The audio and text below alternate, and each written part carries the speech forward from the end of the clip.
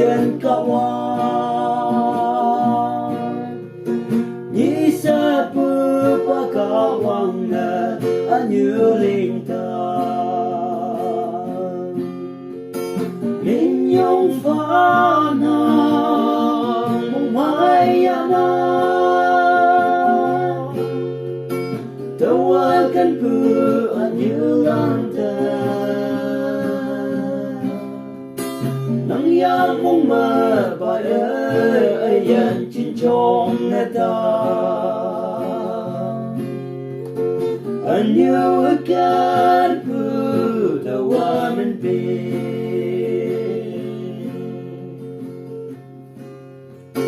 Anyu yang mong matao Wai mo an Achin na sa anyu kawang tayo Sa melang pi asay mo'y manata Ayan ching na anyu ayalam nyu Minyong pha na mong maya na Tawagan pu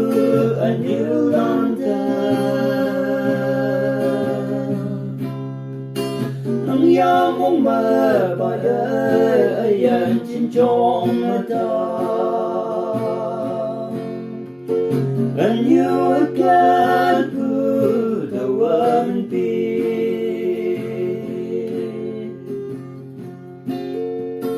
Như lan atam ali uyim chừng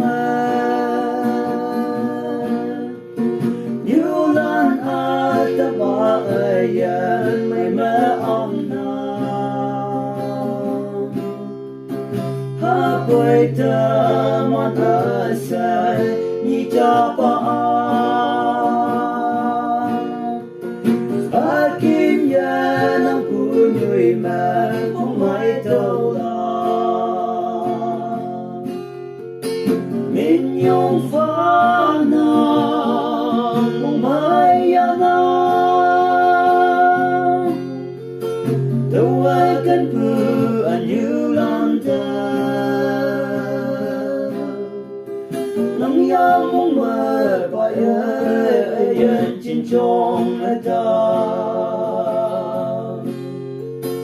Anyu akan pu